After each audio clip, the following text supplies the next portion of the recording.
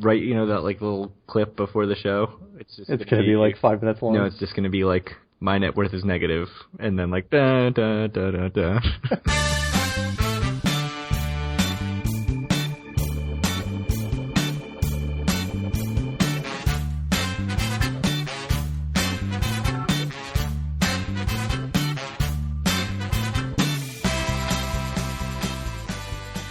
Hello, it is Thursday, August 11th, 2016, and this is episode 21 of Due for a Win, the Atlantic City and Casino Biz podcast. My name is Craig Stone. With me is Kyle Askin. Howdy. So we've got some big news that is not something that we would have hoped to bring to you in this episode. But first, we will knock out some of the boring city stuff as they try to avoid bankruptcy and get back on their feet and continue to pay their bondholders and, all those things that cities are supposed to do.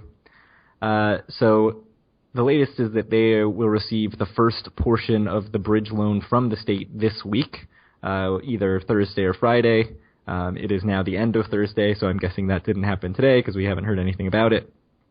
But this bridge loan, which the city has agreed to, comes with some conditions. And one of the big things is that the state can take all kinds of collateral if the city can't pay back the loan, like the water utility, Bader Field. They can actually withhold the pilot funds, the payment in lieu of taxes funds that are meant for Atlantic City. The city actually has to draft a plan where it would dissolve the water utility, but they can cancel that plan at any time if they are paying back the loan without doing that. So that's one thing that they have to do. They've been kind of trying to hold off on privatizing or dissolving the water utility. This is kind of forcing them into action a little bit. And then the other thing is that the city cannot sell or lease any asset without the state's permission. So you can read all about this in a Christian Hedrick article from the Press of Atlantic City that I'll link to on the podcast page. But definitely some people not happy about these conditions. I know Don Guardian said he thought they were very overreaching, but obviously the state wanted to take over Atlantic City in the first place, and they reached this compromise, and so they're going to sort of use whatever power they can find to make it as difficult for Atlantic City as possible. It seems like. I don't know that there's too much to say.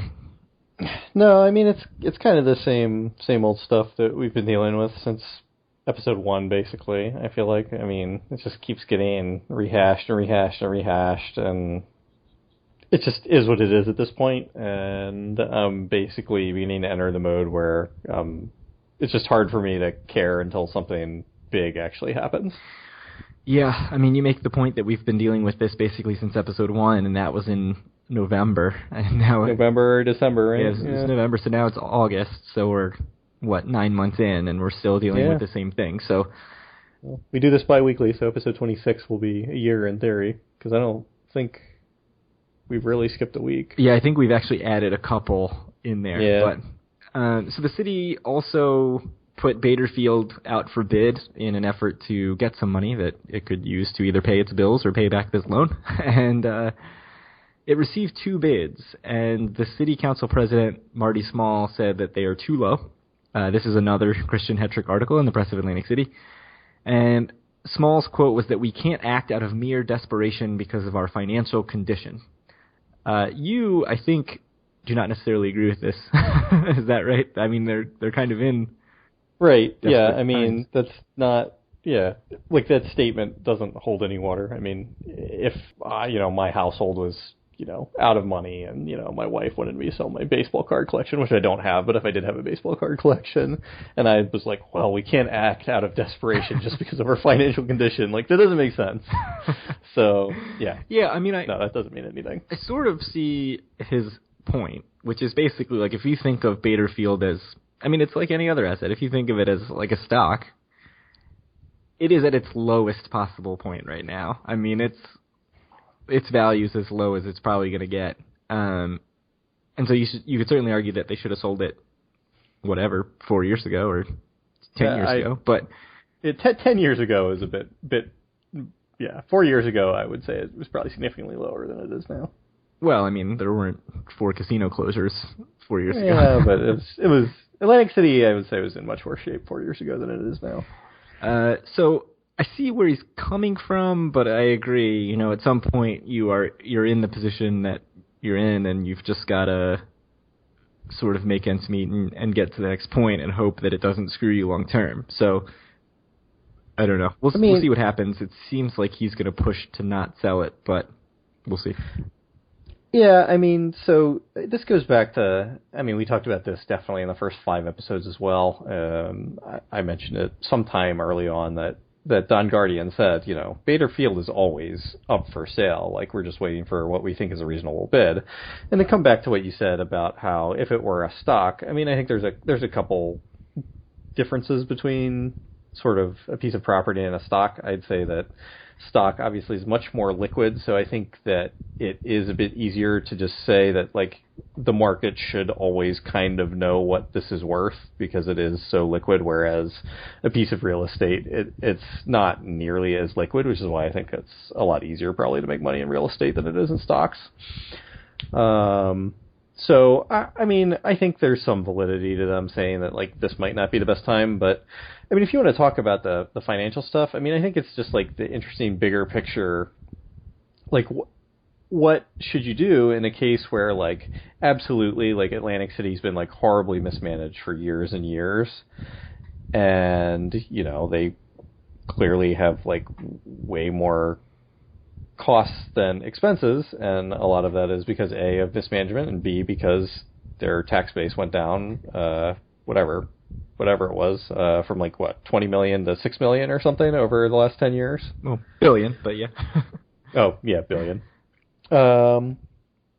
Which would basically, you know, kill probably any municipality in the country. So, and you know, a lot of the people that have been mismanaging Atlantic City aren't really a part of the current administration. So I understand both sides of the argument. I understand the state saying, like, Atlantic City's just been historically awful in what they've been doing, and Atlantic City saying, yeah, but, you know, the people running the city now weren't part of any of that. So I don't know. I mean, we'll see what happens. Yeah, the ongoing saga. I'm sure this is just another minor step in the long-term, long-running bridge loan takeover, pilot, everything that we've talked about, it seems like now, for almost a year. So, non-city news, much, well, maybe happier, maybe not. We've talked about this the last couple episodes, is M Life Rewards, or MGM Resorts, who runs the M Life Rewards, sent out an email this week about Borgata, specifically about Borgata, saying, you know, welcome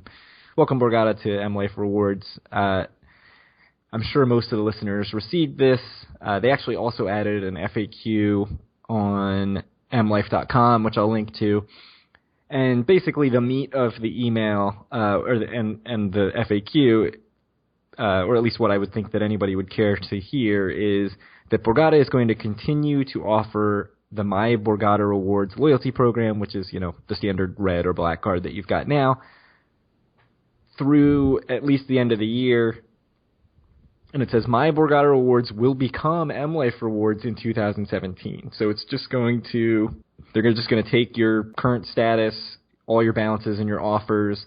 That'll all just go right into M Life. They specifically say that will all be maintained when the transition occurs. They haven't given an exact date, just said it's early 2017. So there's not going to be any period, it seems like, where there's, you can be My Borgata, or you can also use your M Life. It's just going to be a straight up transition. Like, everything that you've got in My Borgata Rewards is going to get shifted to M Life. You'll start getting everything branded M Life. You're going to start getting M Life emails. They do email a lot, although I would say not nearly as much as Total Rewards.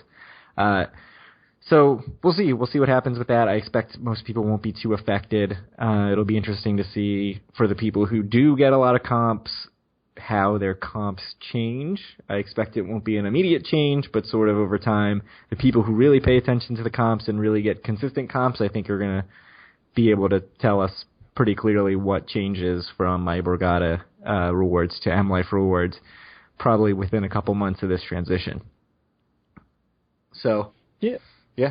I mean, I think we've talked, you know, I mean, it's good to lay out. It's good that they've announced exactly what's happening, and as we said in the prior couple episodes, we'll kind of see what other effects this has on Borgata as time goes on. Yep. The other thing, just really quick mention, is that Borgata just within the last couple of days held a job fair. Yeah, I saw that for the new MGM property in National Harbor. Right. So not for Atlantic City, for jobs in Maryland, in Prince George's County, just outside of D.C. And so a great county, Craig. It is a great county. That's where I grew up. That's where Craig grew up, and that's where I live now. So, I mean, certainly timing with our next big news item, which is the Taj Mahal. Let's have some meta talk. Should I try to go to the new M Life Casino shortly, like the weekend it opens or whatever? Probably, right? Oh yeah, I mean, I think it's going to be National Harbor. I think it's going to be totally packed the weekend it opens, but it's for journalism. That's true. You'll put in the effort. You'll put on your journalism outfit and little hat go straight to a table and sit there for a couple hours and play and leave. Straight to some 6.5 video poker machine. Oh yeah. 5.5 video poker. Yeah, I've heard that like 2 pair pays 1 instead of 2 or something like that. I've heard the Maryland casinos are not great for the video poker. No, video poker's not good. So there used to be, and no one that's listening cares about this, but too bad it's our podcast. So there used to be in Horseshoe, there was 2 $1 996 video poker machines sort of at the top of one of the escalators, sort of near the Diamond Lounge in the Horseshoe, but they've been taken away. So yes, the video poker is crap in Maryland. Yes. But the rules for the table games tend to be very good because the state sort of mandates what they are. Yeah, some Caesar's brass was like, what is this 9-6 thing? What are you doing? Like, get rid of this. Replace it with some 5-5. Like, there's this one guy who's the worst diamond in the entire system who seems to play them every time he comes in. Yeah, let's get rid of this. Let's ruin his day. But yes, the table game rules are very good, which I didn't realize was a Maryland state rule, but... Yeah, it's the same in Pennsylvania, too. Oh, so good to know. I mean, AC rules are typically good compared to Vegas, but...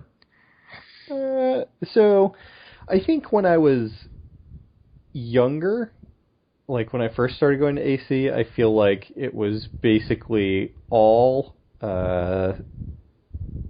stay on Soft 17, and now I think that's much more rare. Oh, yeah, it's incredibly rare. I mean, Resorts, I think, is the only place I've seen it. I don't know if there's in the high roller rooms if there's more of that, but...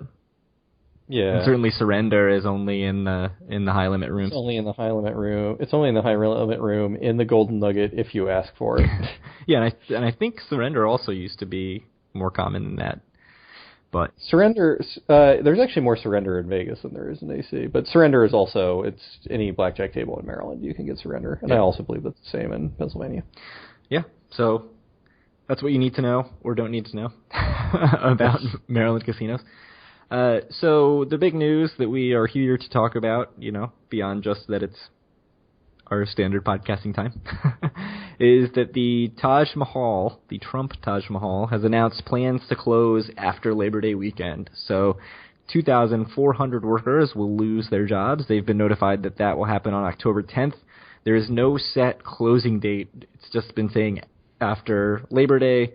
It seems strange that they would pay workers through October 10th and not have them work through October 10th, since that expense is incredibly high. So unless they're just losing so much money for every day that they're open, I expect that we'll find out that the date is October 10th, and they'll kind of wind things down until then. So the main article I'll link to is Nicholas Huba, who's a Press of Atlantic City writer. Carl Icahn, who owns the Trump Taj Mahal, put out a statement afterwards saying that his company spent or lost $100 million trying to save Taj Mahal. Whether that's true or not, I don't know. He also says that he made it very clear to Local 54 union head Bob McDevitt that they were providing their best and final offer to them, and basically they needed to put it to a vote to their people. And he said that McDevitt wouldn't do that. So really saying that the strike, which, since July 1st, so for the last almost month and a half, about 1,000 hospitality workers have been on strike. So, bartenders, restaurant workers, the housekeeping crew have all been on strike at the Taj. And I think both Carl Icahn and Tony Rodeo, who is the CEO or whatever, president of operations or something at Tropicana and Taj, both put the blame squarely on the union and said, this has just made it so that there's no path to profitability here. McDevitt from the union obviously does not agree. So he responded saying that they haven't received an offer since June 30th. And his quote at that time, workers rejected that proposal and voted to strike. So he's basically saying, we did vote on it, I don't know what you're talking about kind of thing. I don't know. I'm going to guess that both Icahn and McDevitt's statements are some version that is truthy, but not the whole truth. I don't know. That's just sort of my guess. So, this is it. Taj seems like it's going to close. There was a faint glimmering of hope in my mind when the news first broke that maybe this was just a power play on Icahn's part because he felt like, hey, if you're going to push me as the union, if you're going to come and threaten to strike and say you're willing to let the place close down and have everybody lose their jobs, okay, well, that's the result unless you get back to work. But it doesn't seem like there's any unless you get back to work to this right now. It seems like this is it, and it's going to close unless you have any differing opinion on that. It's possible. I think you're actually the person who pointed it out on Twitter, and I think it was a really good point that this has happened before. Yeah, Taj... it's not the first time they've said that we're closing on this date. I actually think it's the third time. Maybe it's only the second, but... They've definitely sent out warn letters, which is the letter you're required to send to your staff when you're closing, multiple times. I don't know if it's the second or the third, but last September they said they were going to close, same thing, in the fall sometime, and sent out the warn letters, and then... Yeah, they were supposed to close shortly after our first or second episode, I think, and then they didn't. Yeah, I think around when Showboat closed, and right. So they ended up winning that bankruptcy ruling saying that they could strip the health care, which is now what led to the strike, where the Local 54 workers were trying to get the health care reinstated. I think Icahn offered some sort of not full reinstatement, but partial. The union obviously didn't feel that was good enough, and so they continued to strike. The union is actually still there and striking, and even though it's closing, and has been chanting things like, if we don't get it, shut it down, meaning if we don't get our healthcare and our deal, then shut the casino down, which, okay, that is the result. That's what's happening, so I don't know what that chant really gets them, but it's definitely interesting. This actually, just a quick mention, this inspired one of our listeners to send us an email with some of his memories. He actually used to work at resorts, and he would pop over to the Taj to play on his lunch break and just send us some of his memories that we posted as a guest blog post on doforwin.com. So if you want to go read that, go check that out. I thought it was just some nice thoughts about the Taj, since we haven't spent much time there, to sort of hear somebody who had some fond memories of the property. But getting back to the sort of ins and outs of the closure and what led to this, and I want to be really careful here with how I phrase this because I don't want to get into the politics of union, pro, anti-union, because I'm generally pretty indifferent to all that. But just from a totally tactical standpoint, do you think this was just a terrible misplay by McDevitt and by Local 54? Well, so what is their goal? To get a contract and to have their jobs. Is it though? So here's the thing, right? It's if you think that their purpose at the point of the union is to try to make sure that these workers at the Taj, continue having a job, and to get the best deal possible for them, then yeah, of course it's a misplay. They could have accepted something else. There could have been a deal that was made. But if you think that the purpose of the union is to make sure that all of the workers of Atlantic City get the best benefits and the best deal that they can, then if you're going to have one casino that's going to offer significantly less than all the other casinos, and you allow that to happen, that's probably really, really bad for your union. Yeah, and right. You're setting the precedent that it's all right not to offer health care, and you're setting the precedent that, whatever. So it depends. I mean, is it terrible for the people who are losing their jobs? Of course it is. I mean, could the union have done something differently to help those people out more? Like, of course they could have, but is that the point of the union? Yeah, and that's something that I think is always a tough balancing act for a union, and for somebody who's in a union as an individual member who only obviously cares about their own self-interest within the union and who is hoping that the union represents that, is that the union's really trying to do something that is for the greatest good of the most members of the union, and that may not really help you. I mean, just to bring a sort of personal anecdote into this, when I first started at where I work now, which is a union job, I was on a non-guaranteed contract, and that contract was ending, and there was a movement to do like a 1 or 2 day furlough, basically saying everybody who's full time is going to get furloughed for 2 days. It's gonna and forfeit their pay, and that's going to close up a huge gap in the budget. And at that time, I was almost at the end of my contract, and they had basically said, like, there's no way that we can renew your contract with the budget the way it is. And so the organization, I don't know if it was the state or who, announced that the furlough was going to happen, and the union fought them on it hardcore, and eventually they backed down and said, okay, no furlough. And to me, it's like, yes, I would rather have my 2 days pay right now, but in the long term, I'd much, much rather have my contract get renewed. So mm-hmm. It really did feel like the interest, like my personal long-term interests were in direct contrast with the interests of the union in general. And so that's obviously not nearly as extreme as this example, where basically the union is pushing on something where the risk is 1,000 of their members' jobs. So, part of it is, how much the union values those jobs and how much the union values those 1,000 members. Right. I mean, it's the same thing if we want to talk about something we probably know a bit more about. It's like in sports, like all of the unions for the players in sports, like if you're a rookie, you're getting screwed because all the unions basically set it up so that like the rookie contracts are far below market value because they're more interested in making sure that the veteran players get paid. Right. And that's just what they're, setting out to do.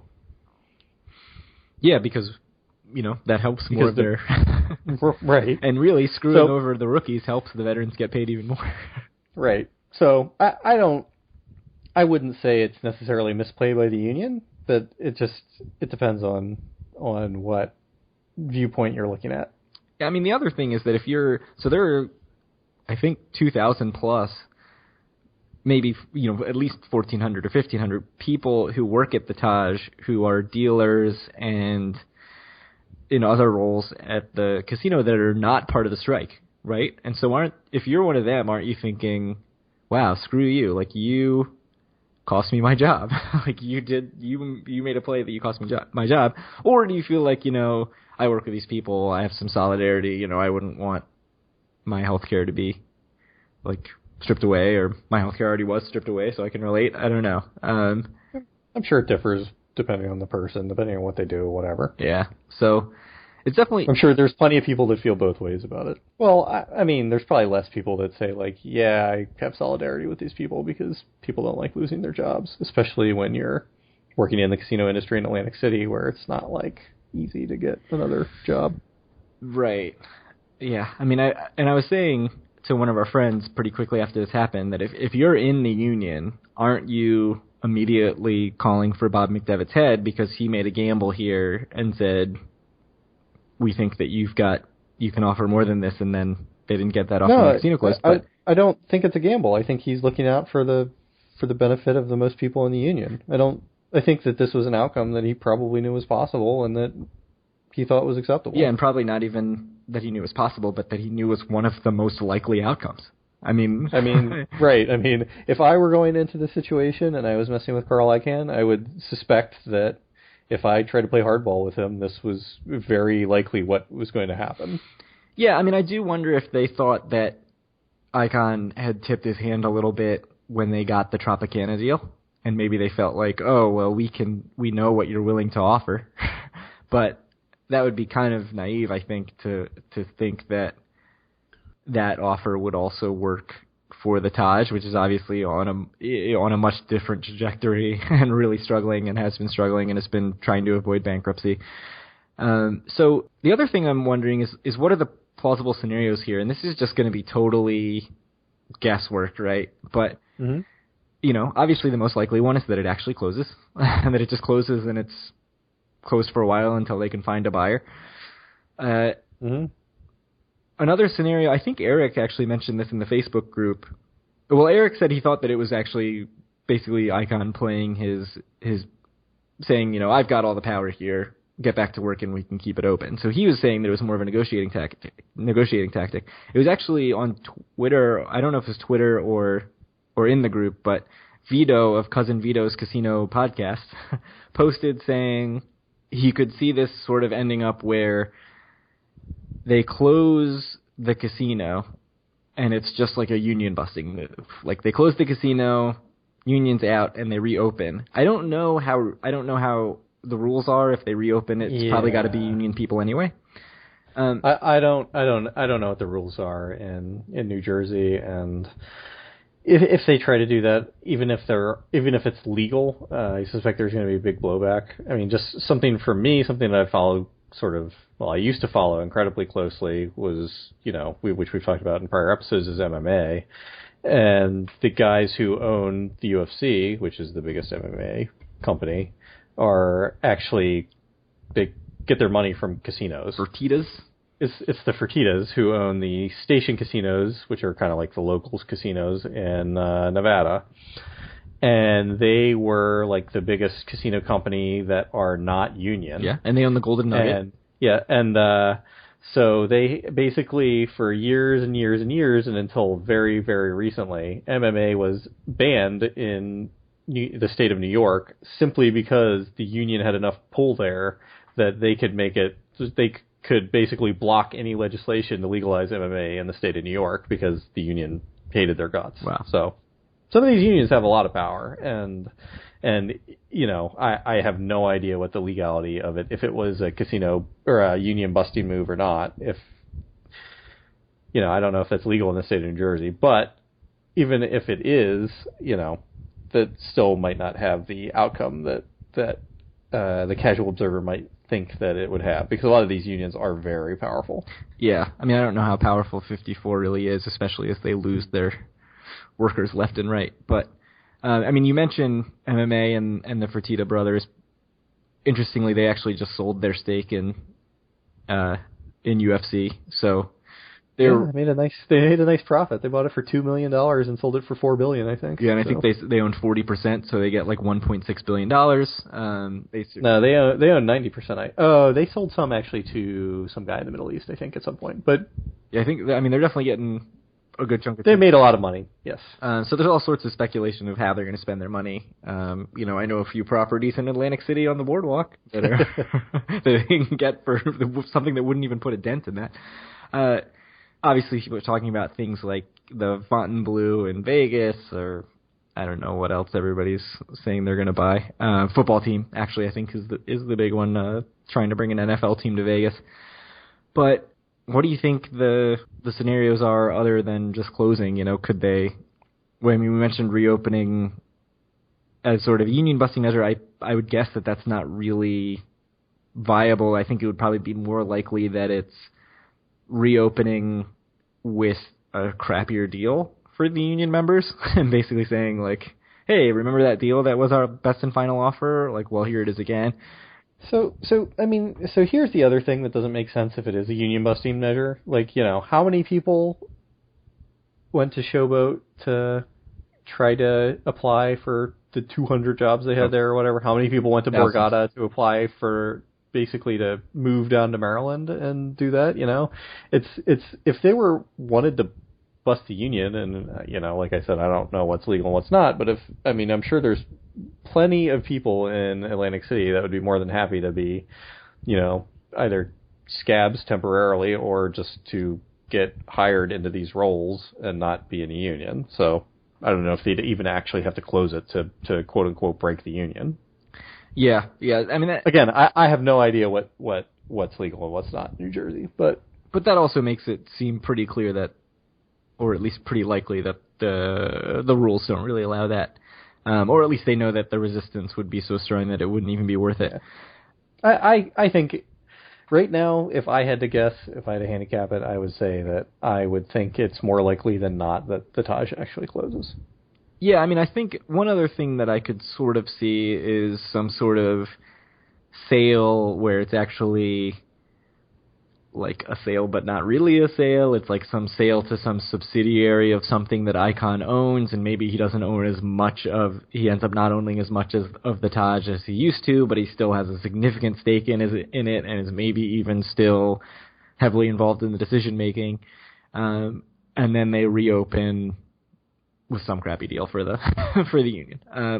So I could see that. I could also just see them saying, we're going to totally cut ties with this, like this was just a headache.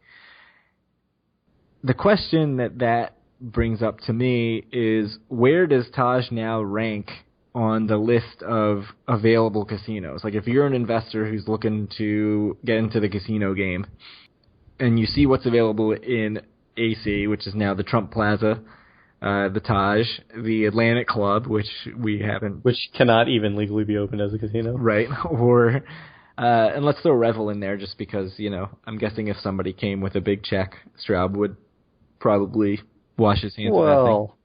Yeah. So I mean, it's taking out the Revel, like, you know, the Taj is obviously better than Trump Plaza, which probably basically needs to be bulldozed and rebuilt, or at the very least have very, very major work done. Atlantic Club, like we said, I don't even think it's legal to be open as a casino right now with the deed restrictions that were put on that. Revel, I think, would be much more interesting. I think it's clearly the most interesting property that's not open right now in Atlantic City. However, I suspect that Glenn Straub would want a reasonably significant amount of money, especially given the value he's added into that property simply by breaking ACR Energy or whatever the energy company was called. So I imagine that you could probably get Taj reasonably inexpensively if you wanted it, especially once it closes, as compared to Revel. Yeah, I mean, I definitely think those are the top two. I think if you take Revel out of the equation, it becomes more of a question of how much work is needed at Taj versus Plaza. Mm-hmm. And, you know, Plaza needs tons, just tons. Or you could buy the Sands lot. And that's true too. I mean, we've talked early on a lot about the Polar Coaster, but have they actually done any work on that? I haven't heard anything about it in quite a while. I know. So that lot may be for sale if you want to build a brand new casino in Atlantic City, which I personally would not want to do. But yeah, I mean, the one thing that I keep saying for the Plaza, and I think we both keep saying for Trump Plaza, is that it's dead center. It's the first thing you see when you drive in off the expressway. And so yeah, we say it is dead center on the boardwalk, and it kind of is in a way, but there's only one casino south of it. Right. But it's also right next to Caesars. It is right next to Caesars. If it opens, it's the closest thing to central. I mean, the Caesars Valleys complex is the most central thing. And especially with Revel, Revel, Showboat, and Taj not casinos right now. Everything is shifted further south, so it almost feels even more central than it used to. I mean, one of the things I'd be worried about if I was buying Taj is what's going on with Showboat, what's going on with Revel. There's a ton of uncertainty up at that section of the boardwalk.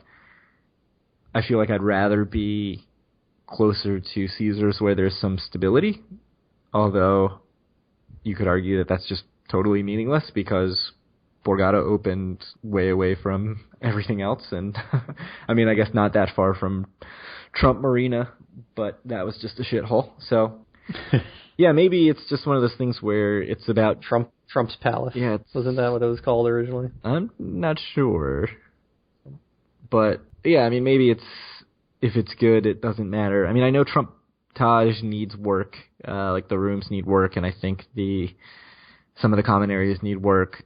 The casino's in much, much better shape than Plaza was before it closed. Trump's Castle, I'm sorry. Yes, Castle. So close. Yeah. Thanks, Wikipedia. Yeah, and then there's Trump's World's Fair, which used to be the Playboy Casino in Atlantis.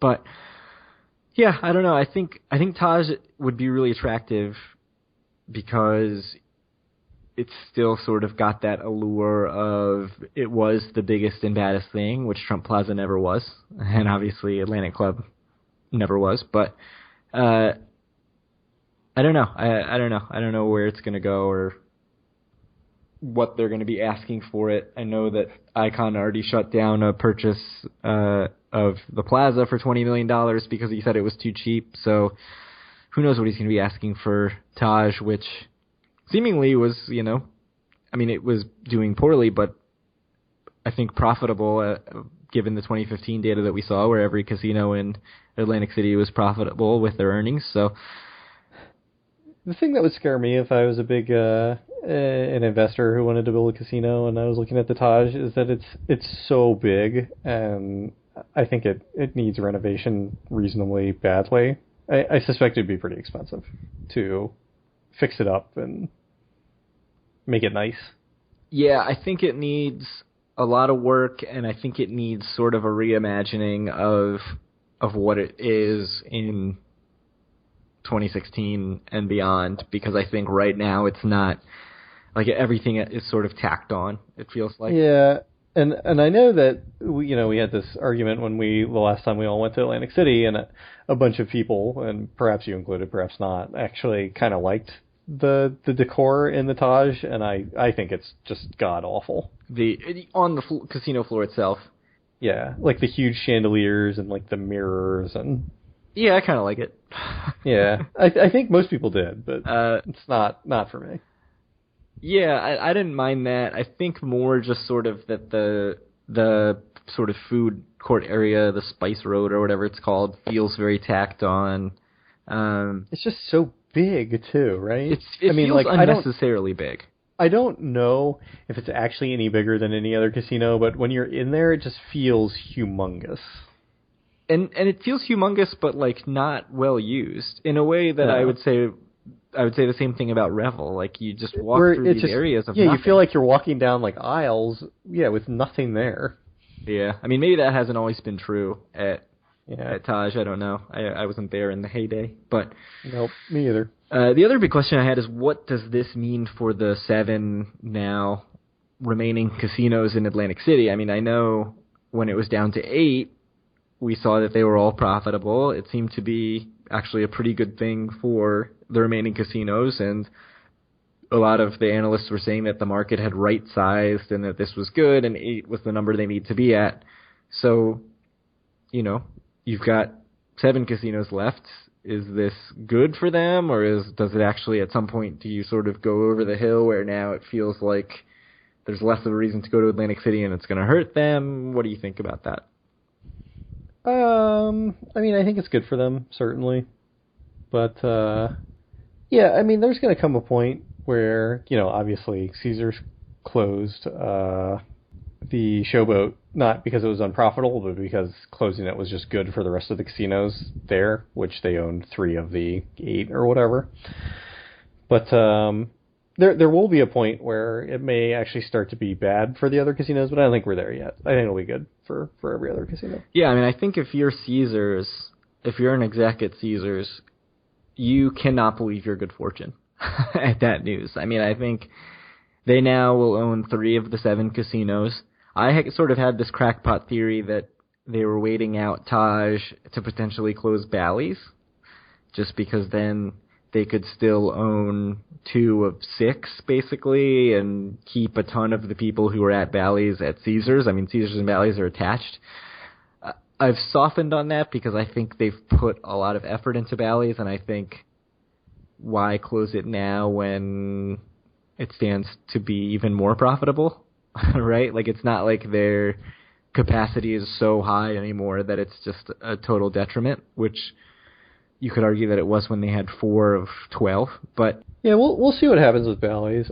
I wouldn't be shocked if they close just the Park Place portion of Bally's. I expect that Wild Wild West would stay open, but I don't know. I also, I mean, this is part of the narrative I've been kind of pushing the whole time we've had the show, that I think Atlantic City is actually improving despite casinos continuing to close. So I would say that I feel less certain about Bally's closing now than I would have been if you asked me at episode, 1 or 2 or 3 or 8 or whatever. But it still could happen. But I feel less certain about it happening now than I did 6 months ago. Yeah, I mean, I was never certain about it, but I sort of had this feeling that they were sort of looking for this opportunity. They were looking for a reason to close it. Yeah, but I think it's dragged on long enough now where the city's actually rebounded. We have seen this sort of right-sizing. You do make a good point about Wild Wild West, and there is still that big expanse from the sort of dance floor bowl, mechanical back bowl, to the poker room. all the way back to the poker room, where they could take a lot of the table games and slots that are in Bally's right now and move them over and basically say this is now part of Caesars, cut their operating costs by probably significantly. No, probably in half, I mean. Yeah, and still get take a bunch of revenue off the market and still get a ton of the revenue. I mean, the question, I guess, would be what kind of room revenue are they getting now? I mean, is that really meaningful, or is it that it's just, that's just meaningless compared to the gaming revenue, in which case they could probably keep a ton of that gaming revenue by moving things to the Wild Wild West. And obviously they've got the total rewards. So a lot of people are going to stay in that system. So that's an interesting thought. Hopefully it does not come to that, because that would be, at some point you're down to 3 boardwalk casinos. I mean, resorts, if you're at Resort Caesars and Trop, that would be pretty rough. That would be a bummer. I actually like the Park Place, so yeah, I'm one of the few, I think, that really enjoys being in Bally's Park Place. I don't. It's so for me, it's like when I think of Atlantic City, I think it's like the casino. I think of is like sitting in Bally's Park Place, just playing whatever craps or pie-gow poker or blackjack or whatever. Yeah, I mean, it is almost what I picture when I picture AC casinos, and I think part of that is that I've spent an unfortunate amount of time there. Right? I mean, I think it's the casino I've spent the most time in. Is probably Bally's Park Place. Yeah, I mean, another part of that is that the very first time I went, I took the bus to Bally's, and just like walking in through the Bally's bus terminal, not really knowing what to expect, and being mesmerized by the crappy chandeliers in the bus terminal and just thinking like, this is great. And you walk through the walkway and you see the facades of the Wild Wild West as you walk into Bally's, and just like I loved it from the second I stepped foot into it. So I definitely have nostalgia for Bally's. I think that first trip we spent a ton of time in the Bally's casino just because it was cheaper than Caesars, and we spent almost all our time in the Caesars Bally's Wild Wild West complex. I agree. I mean, it's just that I've spent the most of my time in TR casinos in general, and the table limits of Bally's are just lower than Caesars, and so I mean, I've also spent a lot of time in Harrah's and Borgata as well. So I wouldn't be surprised if one of those beat Bally's, but I think Bally's is probably the casino I spent the most time in. Yeah, in my life, even more than the Maryland casinos, given they're actually pretty new. So. Yeah, it's probably Bally's for me too. I mean, I wish I had spent all that early time in Showboat instead of Bally's, but I feel like I sort of was late to the Showboat party and always. Yeah, we both kind of were. Yeah, we could have kept it open, Kyle. They would have been open if only for our if only we had spent more time at the pie-gow table next to the noodle bar in the secret bathroom. Yeah, that 5% commission could have made all the difference. Yeah, they're just raking it in. 5% commission, and I don't bank as often as I need to, so they're just winning the pushes. Yeah. Non-stop. That was the difference. Now we know why Showboat closed, so we've uncovered that. Bart Blatstein, to get sort of the obvious question that I think a lot of people probably were asking, Bart Blatstein not interested, he said, in the Taj Mahal, so don't assume that he's going to jump in and buy it. I would assume that Glenn Straub has his hands full with trying to open the Revel and is not interested in buying the big Taj next door. But I don't know. I am interested to see if somebody is just allured by this thing and it's like, this was the casino in Atlantic City, like, I want it, which you can't say for any of the other ones, but we'll see. We'll see what happens.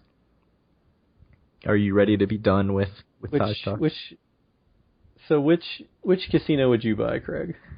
If you were, super rich, or you were, the decision maker of a group of investors.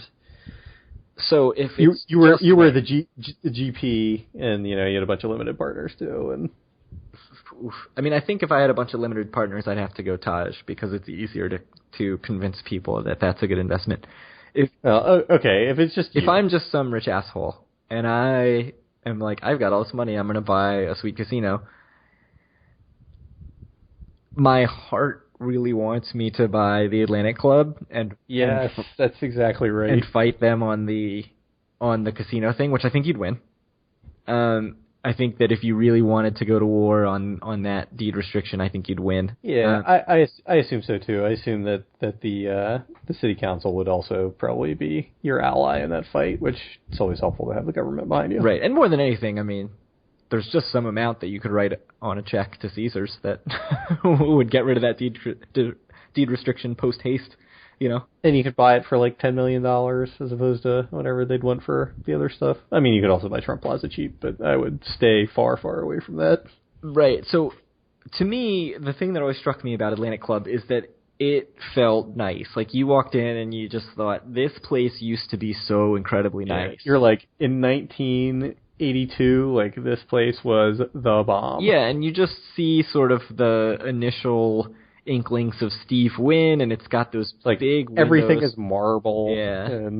And those giant windows out onto the beach, and just like, I think if you were super rich and you could redo the layout of the place and really invest in the rooms that look like they've never been updated but are huge, you could make a great place in a property that I love. So that's where I'd go to invest. My head would sort of say Trump Plaza just because it's dead center of where it is. But if I was buying that, I don't think I think you'd have to have some angle. Like, I think you'd have to have some sort of, like, totally out of left field, something that's going to attract people. Like, it's going to be, I don't know, like, what is it, Main Street Station that has a brewery in Ellis Island. Like, maybe you're going that route. I don't know. Maybe you've got an amusement park. Maybe you're just going to do something totally crazy and gut the place. And that's all going to be insanely expensive. So I'm allured by the location. I think the logistics are prohibitive. I agree. Yeah. So somebody buy Atlantic Club and make it awesome. I agree. Somebody who's listening to this has to have, just $1 billion lying around to pump into that thing. Oh, Poker Stars wanted it bad, man. Yeah. Well, state of New Jersey said no. Yeah, I wonder if the state regrets that. I would be interested to know, but... All right, I think we've talked enough about this. Yeah, that's enough bad news. So, I feel like we've mentioned our Facebook group many times recently, but worth mentioning yet again is that Michael from travelsork.com posted an article that was written for his site by Vegas Introvert, and it talks about the joys of the group gamble. And the idea about the group gamble is basically that normally you go and you have 3 of your buddies and you all take a seat at the blackjack table. Like, you take 4 seats, you take over the table, you hang out. That's kind of the standard way of gambling with your friends, right? So this idea is you pool your money. So say instead of everybody buying in at the same blackjack table for $100 and you're playing 4 separate hands among you and you're having a good time, you're all buying in and you have $400, and you're betting 4 times the amount on every hand. And it makes the stakes higher, and you're more excited about everything. The other big advantage is that you have one player's card on there, and all of a sudden their average bet is way, way higher than it normally is. It's 4 times higher than it normally is if you've got a group of 4. This is an interesting idea, something we've actually done a couple times. I don't know if you've ever been involved when we've done that. No, I don't think so. So Eric said he actually recommends this to friends of his who are low to mid rollers who are looking to either pad or protect their average daily theoretical. And basically the idea is if you're there for a few days, you want to take a seat at the blackjack table for $100, and you're playing 4 separate hands among you, and you're having a good time. That's kind of the standard way of gambling with your friends, right? So this idea is you pool your money. So say instead of everybody buying in at the same blackjack table for $100 and you're playing 4 separate hands among you, and you're having a good time. You're all buying in and you have $400, and you go to one casino, you do this, you do 4 times the bet, pool your money, and you use one person's card, and then you go to, maybe the next day you go to a different casino, or you're in the same casino, depending on how you want to do it, and you use a different person's card. So as far as the casino is concerned, only one person has bet during that day, but they have bet 4 times more than they normally do. And so it ups your average daily theoretical a lot. Obviously, if you're normally a high roller, but your friends want to bet lower limits, it sort of protects your average daily theoretical to do it this way rather than just having everybody play $5 at the table, or like you don't give them your card, which we talked about last week, like just do it playing unrated. So it's interesting in that way, as a way to sort of pad your stay. And for me as a low roller, it's an interesting way to sort of probably make a better case for yourself with the casino to get comped rooms, because for me, like, I'm not getting much else, but what I really want is the free night. So if I had 3 friends there and I was betting 4 times on my card, it would probably move me much, much closer to a comped room. It would probably get me much more comped rooms than I get now. What else? So we actually have done this with our friend Taylor and a couple other friends. Like I said, I don't think you've ever been involved, but it was 4 people, right? It was you, Taylor, the other Craig. Yeah, and I think it was either Dave or the 4th. Tom. It must have been. No, it was Dave. I think it was Dave. Yeah. So, and we've done it another time. We did it, I think, just me, Dave, and Taylor last time we were in Atlantic City, just for a few minutes at a craps table, and we made like $15 each. But the way that we typically do it is actually not to quadruple our bets and increase our comps or anything. It's actually to lower our risk. Like the way we typically do it is, well, we could each put in and have the risk that all of us have these huge swings with the table, or we could put in and only have a quarter of the risk and bet the same as we would normally, meaning like there's a representative, who I think both times has been Taylor, who will basically, bet the minimum on the pass line, back it up with the odds, either, 3 times or, maybe a little more depending on what the table maximums are. And you buy in, everything's split totally on the buy-ins, and then when the money comes out at the end, you just split it 4 ways. It's as easy as that. So it doesn't help with our ADT at all. It doesn't help with our comps at all, but it does lower the risk. So that is another reason to do it. If you just don't have the stomach for, like, maybe there's only a $25 craps table open, or that would be insane. Maybe there's only a $15 craps table open, and you really want to play craps. In Baltimore, it's not insane. All the craps tables basically are $25. Yeah, Baltimore, Maryland Live, like all those casinos that expect high table minimums when... Us Marylanders like our craps. Yeah, and, I mean, when there's not that much casino competition, the opportunity to have higher hand limits. I mean, I think you said the lowest you saw was $50 Pi Gal last time you were at Maryland Live. Is that right? Horseshoe. Actually, both. Yeah, Pi Gal is super expensive, and for tiles it was $100. Actually, no. Poker was $25 and tiles was $100. That's a lot. So yes. So we did this at the Bellagio, maybe 4 years ago, and 4 of our friends, like we said, all pooled our money. We just come out of the buffet, we were stuffed, and we were like, let's play at this table for a little bit. So we each put in $50. So we had $200 total at a $10 blackjack, at a $10 craps table. Taylor's the guy actually at the table, and we're just sort of hanging back, and the table's up against the wall, so we're, all fat after the buffet and leaning up against the wall and trying not to fall asleep. And so the table's just red hot. I mean, I don't think we were ever down anything. It was like the first shooter made a couple points, we're up. This next shooter made a couple points, we're up. The Bellagio has the all-tall small bet, or at least did at this time, where it's not like you have to make all the points. I think you have to just roll them. Is that right? I'm pretty sure that's right. I'm pretty sure you do not have to make the points because it's not as hard as the fire bet. So we see somebody has an insane roll and misses the all tall small by 1 number. And all of a sudden, everybody's in on the all tall small. They're like, okay, well, this was close. Everybody seems to be hot, like hot table. Everybody's putting money on the all tall small. So we put $5 on each, and I think the all tall small pays something like 34-1 for the tall, 34-1 for the small, which is like 2 through 6 and 8 through 12. The small and the tall. and then it's like 174 to 1. Don't quote these numbers. I think they're a little off. On the all. And so we had $5 on each, and the guy, it's another hot roll. Like, the guy's hitting numbers. He's made a few points, and he hits the small. So he makes all the numbers in the small. We get paid out the 30, whatever it is, 34, 36 to 1. And we're really pumped about it. And the guy next to Taylor's just like laughing because, we've got this money split 4 ways. He's betting actual, like, real money, even well above the table minimum.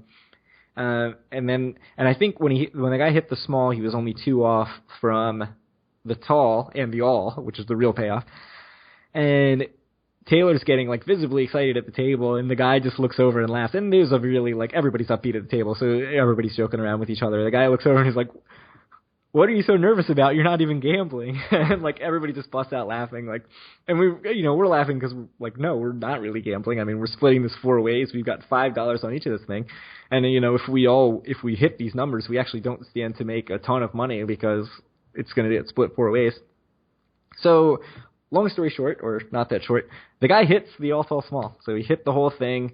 I don't remember the total numbers. It's something like $170 for the tall and the small, and then, I don't know, a lot, $800 or something in that range, 7 something for the all. So we made like $1,000 just on that alone. It took like a half an hour to pay everybody out because there was so much money on the all tall small. There was so much money on the board while this guy's rolling, and so it just took forever to pay everybody out. And I don't know if they had to do the like W2Gs for everybody because the amounts were huge.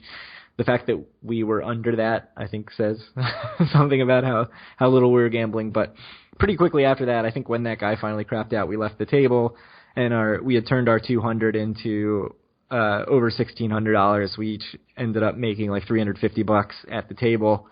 And that was, my profit for the trip, which at the time I thought, that's a huge profit, my $350, except there, I think a little part of all of us was like, if we had just each bought in for 100 instead of 50, we would all be rolling in it. We'd all have $1,600. But, still, that's the story. It was fun. Awesome to see a very long craps roll that made everybody a ton of money.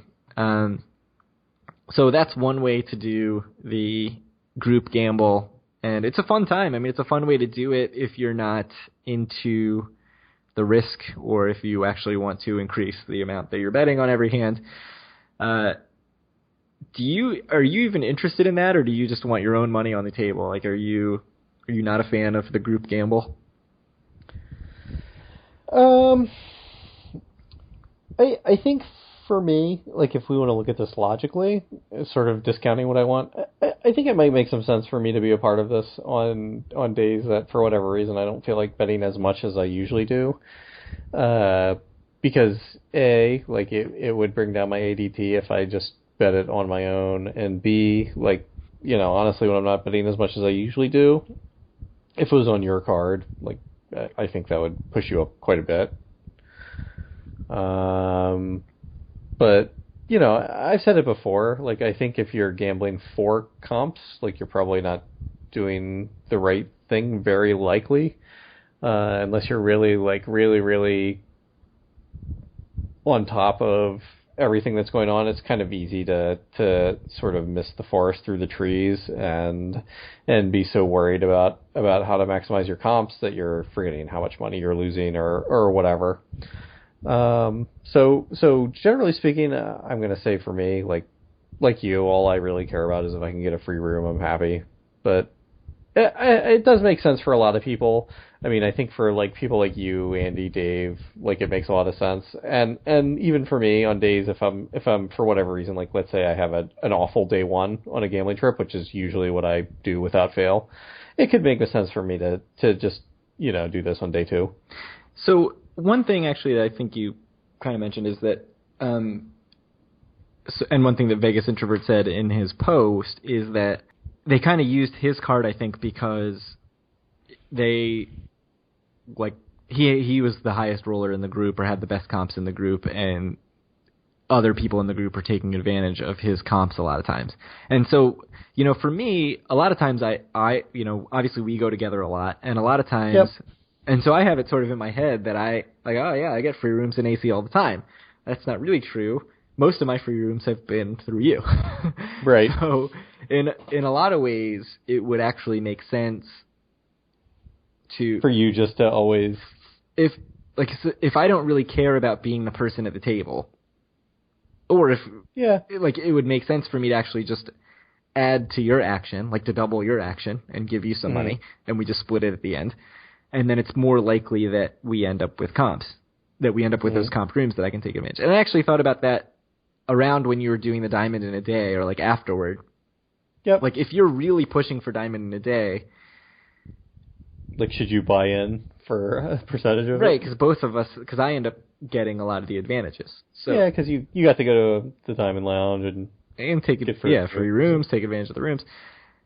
The benefit is obviously significantly less if it's just two of you than if it's four. Although the other side of that is if it's four of you, you can't all share a room. I mean, you can, but it's annoying. We're adults. If when you're 21, like it's totally cool and acceptable to do that, I think. But there are no bunk bed rooms in Atlantic City. We've reached the point in our lives where I feel like I'm 33 and I don't need to share a bed. Yeah, so because I'm an adult and I don't want to share a bed with a dude. Yeah, so but part of me is intrigued. Like part of me is definitely intrigued. I may try to see if Andy and Dave will go in with me on this in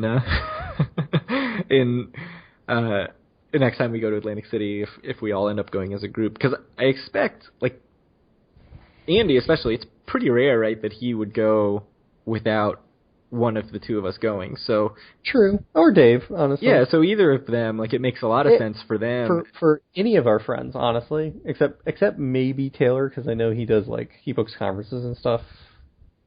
Right up there. Yeah, I think he, at least last time we went, was getting better rates than I was. So. Yeah, right. But it does make sense probably for them to increase one of our comps even more than it does for them to try to get their own discounted rate. Because I think part of the issue is that right now we're all getting kind of the same, not you, but me, Taylor, Dave, Andy are all getting similar discounts and they're not great. I mean, if you can increase one of our ADT to a point where we're actually getting comped rooms, especially if it's comped rooms on Friday nights and Saturday nights, that makes a huge difference for all of us. Or for at least a couple of us. So I'm interested in that. It's totally possible that I'll go and I'll just be like, nah, screw you guys, I just want to play. I don't want to deal with any of this. But interesting thought. You can go talk about it in the Facebook group. It is interesting, and I do think if you just look at it with a very, cold and calculating mind, I think it makes a lot of sense, but it is something else you kind of have to think about and be cognizant of and keep track of. Yeah, and that post, the post is actually at travelzork.com. Right. If you Which is it's Michael Traeger's. I don't know if it's actually his site, but it's at the very least a site he is affiliated with. Yeah, I think it is his site. I think he's one of the founders. Uh-huh. Jimmy Buffett in Atlantic City this weekend. What do you have to say about that? I don't care. Yeah, so I know we have a friend who cares, and he was sad that he is not going. But that friend is not me. Yeah, that's true. So I'm sure it'll be packed. Jimmy Buffett draws the crowd, but it's what the people like. It is what the people like. Yeah, people love him, yeah. and more power to them. Yeah, I mean, go listen to some music on a beach, drink some frozen drinks, enjoy yourselves if you're hanging out, and I don't know, I think that's pretty much it for us. Yeah, I think that we've covered everything we want to cover, so thank you to everyone for posting in the Facebook group. You can find that at facebook.com/groups/do4awin. The website is doforawin.com. That's where you can find our show notes, all the links to all the Christian Hetrick articles and Nicholas Huba articles that I mentioned today. It also has the post from Snickers99 Poker on Twitter, who I actually realize now that I didn't even mention his name when I brought up his guest post. So that is available on doforawin.com. The podcast is available on iTunes, Stitcher, Google Play. You can download it on our website. You can stream it on our website. Find it wherever, although you're already listening to it, so you've already found it. Twitter is @DoForAWin, and you can send any questions you have to doforawin@gmail.com. And we've been getting a good amount of emails lately, so keep those coming in. Keep posting in the Facebook group, and good luck if you're headed to Atlantic City in the next couple weeks. Indeed. Have a nice couple of weeks. We're trying to work on a couple things. Hopefully we'll have some special episodes with some guests coming up for you, but we'll see how it shakes out over the next couple of weeks. And we're also trying to figure out a date for when we're going to get back out to Atlantic City, and it's a moving target. It keeps slipping, unfortunately. I think we're looking at early November now, but we'll let you guys know. Yeah, it keeps getting pushed back. I know. But life's too busy, man. Don't have kids under 1. Yeah. We'll have more news soon, I say, but probably not. All right, we'll talk to you in 2 weeks. All right, yeah. We'll talk to you guys the weekend of the 27th.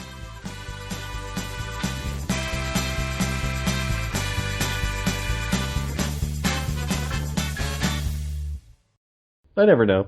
Sometimes I think it's like shit, and I listen to it, and I'm like, that's actually pretty decent. Yeah.